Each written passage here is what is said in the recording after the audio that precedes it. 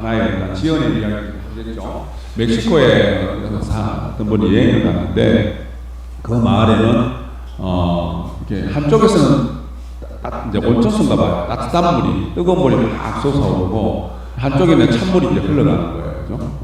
찬물이 이제 흘러가는데 그 사람들이 거기에서 빨래를 하는데 우리 따뜻한 물에서 빨래를 하고 찬물에 헹구고 그러는 거예요. 그죠? 그러니까 빨래하기도 쉽고 사시사철 빨래하기도 쉽고 빨래도 잘 되는 거 따뜻한 물에 빨래를 하는. 그래서 옆에서 그걸 이제 저기 설명해 주는 그 이야기를 듣고 여기 마을 사람들은 참 이 자연의 혜택을 받고 살아서 늘 행복하겠다. 그죠? 이 자연의 어떤 따뜻한 물도 흘러나오고 찬물도 흘러나오고 얼마나 편하고 좋으냐. 그러니까 그 가이드가 하는 말이 아니래, 반대래. 여기 있는 사람들이 불평불만이 되게 많대요. 이 마을 사람들이. 왜 그래 불평불만이 많다 그러니까는 따뜻한 물도 나오고 찬물도 나오는데 비누는 안 나온대요. 그래서 비누를 사서 써야 되기 때문에 불평불만이 많대요. 비누가 같이 나서면 좋았을 텐데. 하나의 어떤 재미난 이야기이기도 하지만 이렇게 세계보험직한 그러면서 이야기가 뭐냐면은 이 사람들은 불교에서 이야기하는 중생심이죠. 우리 늘 보면은 내가 가진 것에 대한 만족 그리고 가진 것에 대한 고마움 감사보다는 이만큼 가졌음에도 불구하고 내가 하나 못 가지고 또 가지지 못하는 것에 대한 그러한 뭡니까 안타까움 그에 대한 어떤 미움 원망 그런 것들이 더 많다는 거예요. 그래서 우리가 가진 것만 좀 많이 가졌음에도 불구하고 가지지 못한 것에 대한 어떤 그런 것 때문에 오히려 자기 스스로를 불행하게 살아가는 사람들이 참 많다라고 이야기합니다. 그래서 우리가 보면은 모살님이 한번 보세요. 내가 가진 것과 가지지 못한 것. 가지지 못한 것은 내가 기필코 갖기 위해서는 내가 가질 수 있는 인연을 만들어가면 되는 거고요. 그죠? 그리고 내가 꼭 가지고 싶으면 그런 인연을 만들어 나가야 돼요. 그리고 지금 내가 갖고 있는 것에 대해서 만족하고 행복할 줄 알아야 된다. 그죠? 아무리 그런 말 있잖아요. 아무리 미워도 자식보다는 남편이 낫다. 아무리 그래도 자식보다는 아내가 낫다. 그런 말 들어보셨죠? 들어만 보셨어요? 직접 느끼고 계세요? 느끼고 계세요. 네. 두 분만 느끼고 계세요. 그죠? 그리고 아무리 미워도 미울 때가 많아도 내 자식이 이쁘죠.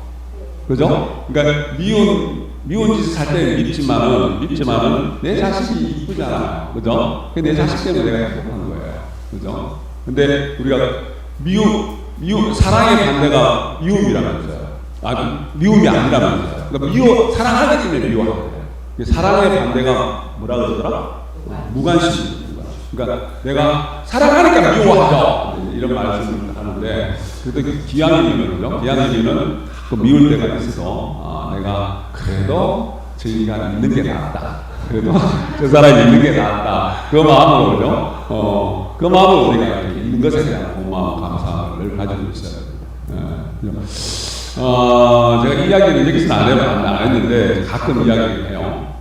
제가 우리 직결 목사님이 예전에 이제 제가 바깥에 살 때요. 이제 거기 종단에 들어오기 전인데 아침에 일요일 자생일 아침이면 바쁘잖아요. 우리 바쁘죠.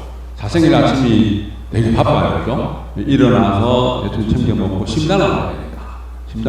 심당은 그냥 안 오잖아. 그래도 뭔가 이렇게 뭔가 이렇게 좀 찍어 발라야 되잖아. 그죠? 옷도 우리 옛날에 그랬거든요. 심당에 갈 때 내가 갖고 있는 옷 중에 가장 내가 좋아 아끼는 그런 옷을 입고 오라고 했어요. 아무거나 추리닝 입고 스리퍼 그거 오지 말고 내가 갖고 있는 옷 중에 가장 입고 그런 옷을 입고 오라고 했어요. 왜? 내가 부처님 만나러 가는데 부처님 만나러 가는데 내 옷 입는 내 마음 자세부터 내가 마음이 경건해야 돼요. 그죠? 다음 주 제가 볼게 얼마나 이쁜 옷을 입고 아주 이쁜 옷 입고 오라고 했어요. 여하튼 내가 바빠요. 자생일 아침 바쁩니다. 심당에 와야 되기 때문에. 또 심당에 멀리 있으면 또 일찍 준비를 해야 되잖아. 하여튼 제가 그때 서울 쪽에 수도권에 살 때인데 자석일 날 차가 안 막혀도 뭐 한 시간 정도, 40, 50분 이상이 걸리는 아침에 바쁩니다. 바쁜데 늘 이제 아침에 식사를 하시니까 우리 이제 선진께서 아버님께서 뭐 아침에 뭐 좀 안 주나 오늘은 먹을 거 없나 그러세요. 왜 우리 모친이 지키로보살님은 이제 신당 가기 위해서 바쁘잖아요. 아침에 일어나서 이제 그걸 뭐 하고 뭐 이렇게 해야 되는데 뭘 하나 체를 달라는 거예요. 네? 그러니까 제가 봐도 대충 챙겨드셔도 되지 않나? 뭐 제가 챙겨드리니까 뭐 그런 생각도 드는데 또 챙겨드리면서 챙겨주시면서 뭐라 그러는지 아세요? 챙겨드리면서 이런 말 하시는지 모르겠다만 안 비우면 째보다 그런 말씀 하세요. 챙겨주시면서 미운 거예요. 근데 바쁜데 뭐 좀 이렇게 나도 바쁜데 그죠? 네, 그러면서 그냥 흘러들었는데 그리고 나서는 이제 아버님 열반하셨잖아요. 열반하시고 나서 누면제 슬퍼하시고 그렇게 힘들어하시는 모습을 보고 내가 한 소리 찔렀어요. 안 믿으면 째보다니 한번 찔렀어요. 그러면서 이제 웃으시다 분위기를 바꾸라 그런 말씀을 드렸는데 우리 삶이 그렇습니다. 그죠? 우리 가족 간의 삶이 우리 가족처럼 내가 정말 아끼고 사랑하고 그죠? 가족 덕분에 내가 힘이 나고 행복을 느끼죠. 근데 이 가족 덕분에 가족 때문에 이 우리 한 가족 때문에 남편은 아내 때문에 아내는 남편 때문에 우리 자식들은 엄마 아빠 때문에 그리고 또 우리 부모님들은 자식 때문에 마음도 많이 아프고 그죠? 괴롭기도 하고 속상하게 하고 그럴 때가 참 많습니다. 근데 아까 이야기했다시피 남의 자식이면 남의 남편이면 남의 아내면 무관심한 것도 많이 하는데 잘도 못하더라고요. 그죠? 내가 관심이 있고 애착이 있고 집착이 있기 때문에 우리 자식들은 엄마 아빠 때문에 그리고 또 우리 교수님 그래도 이뻐요. 그래도 이뻐요. 얼마나 사랑스러워요.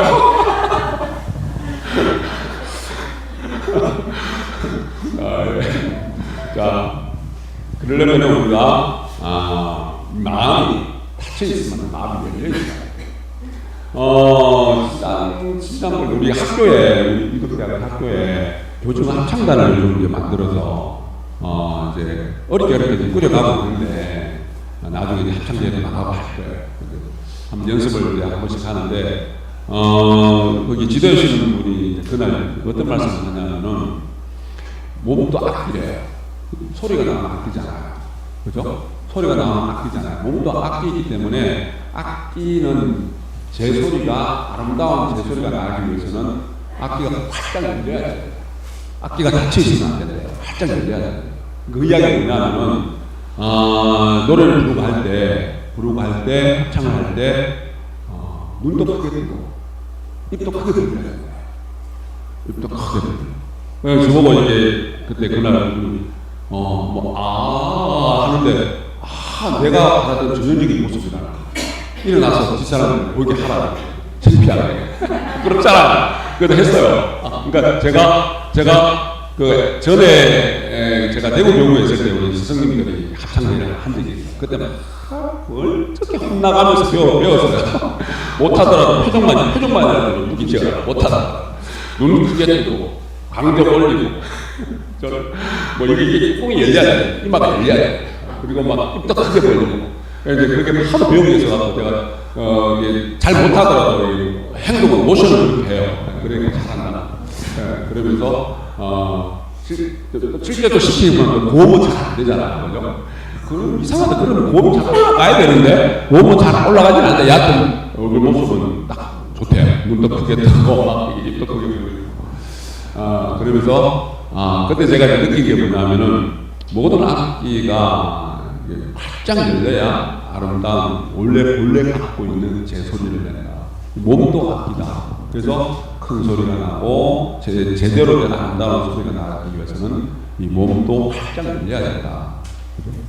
그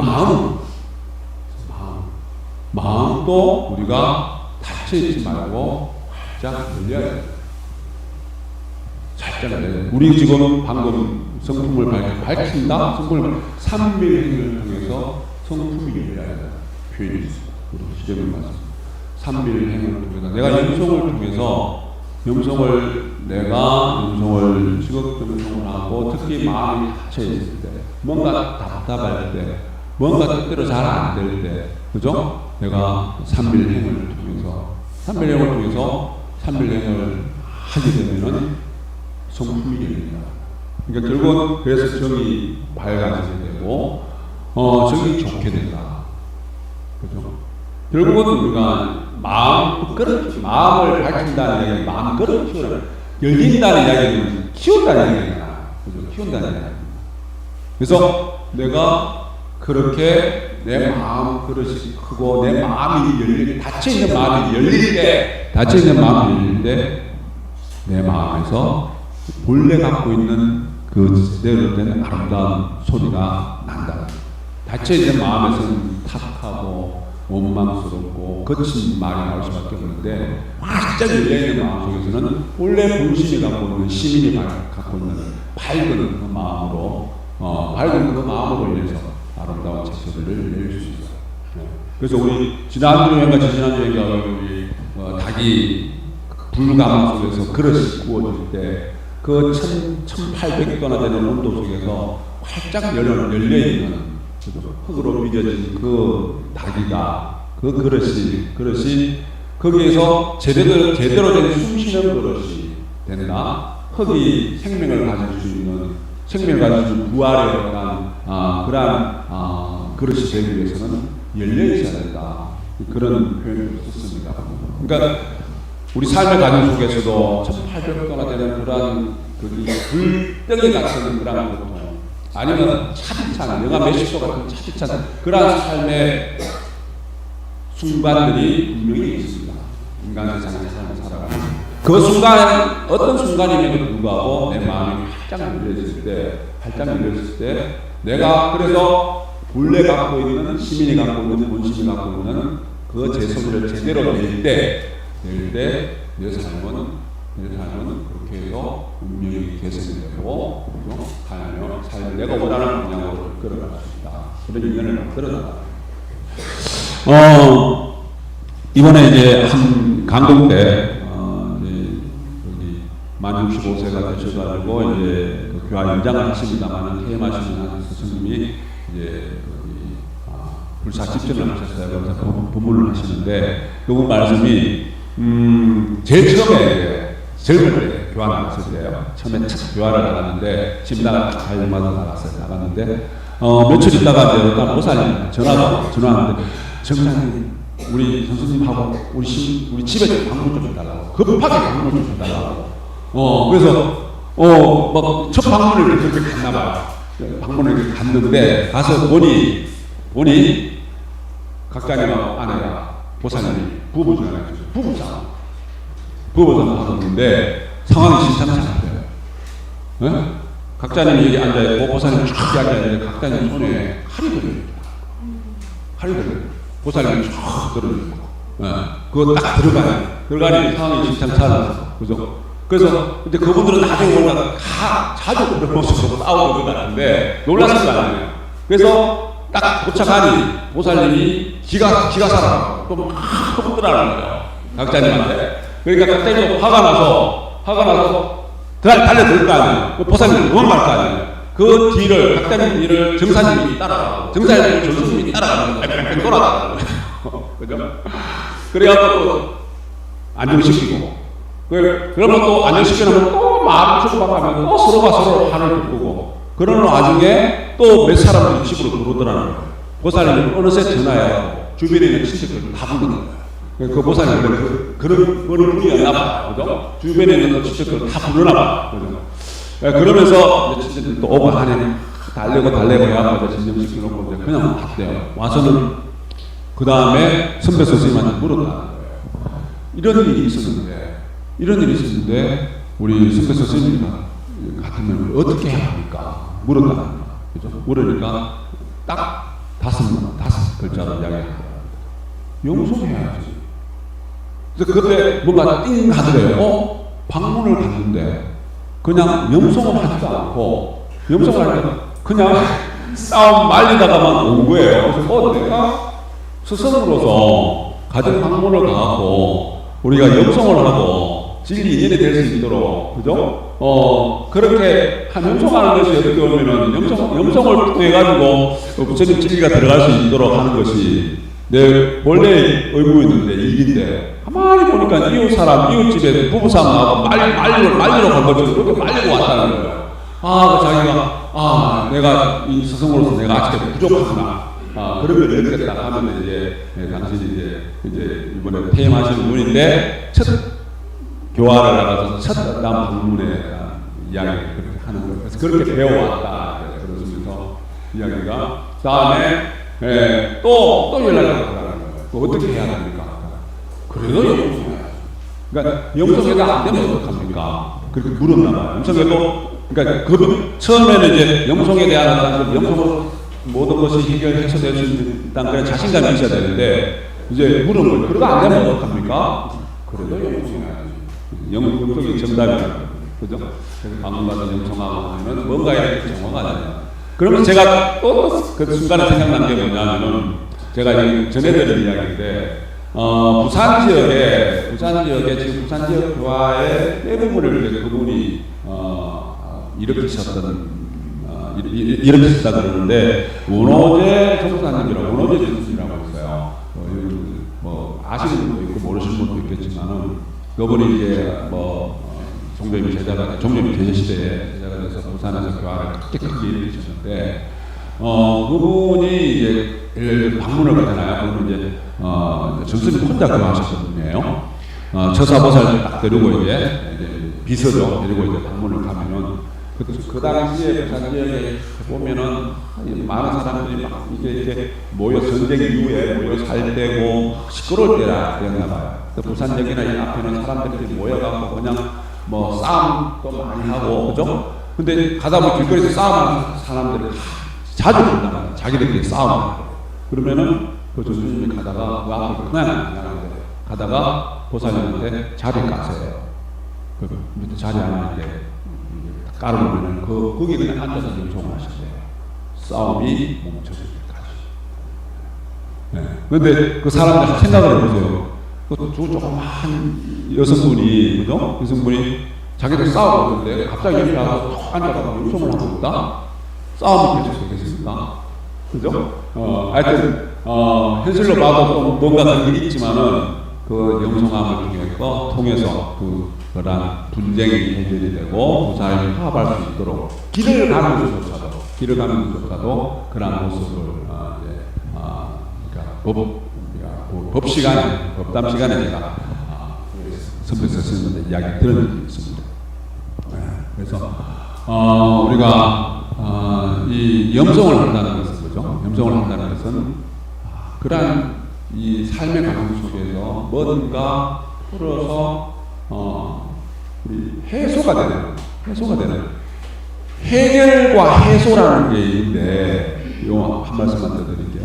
해결과 해소가 뭐가 다르냐면은 해결이라는 풀어서 내가 판단하고 분석해서 분별하고 결정을 해요. 그게 해결이에요. 해소는 뭐냐면은 풀어서 그 근본이 되는 원인을 사라졌어요. 그래서 우리 부처님 가르치면 우리 염송해야지. 그래도 염송해야지. 그 염송을 통해서 어떠한 해결하는 것이 아니라 어떠한 일을 해소하는. 그래서 어떤 분은 해소 철학이 있고 해결 철학이 있다면은 해결 철학은 서양 철학이 해결 철학과 가깝고 동양 철학, 특히 불교 접선에 가르치면 해소 철학과 가깝다. 자, 예를 들어서 보세요. 지금 물이 펄펄 끓고 있어요. 하루에 물이 펄펄 끓고 있는데 이걸 해결한다는 측면은 뭐냐면은 펄펄 끓고 있는 물에 찬물을 좀 줍니다. 그래서 끓고 있는 물을 진정시킵니다. 해소는 어떤 장면이냐면 어떤 모습이냐면은 펄펄 끓고 있는 물에 화를 빼내는 거예요. 화를 빼내면 끓고 있는 물이 서서히 식어서 이제는 끓지 않게 되죠. 우리가 염송하는 것은 망고하는 것은 해결하는 것이 중요하고 해소해 나가는 내 삶을 풀어서 그 근본 원리를 지어보는 그런 차원 높은 철학을 하고 있는 지는 방법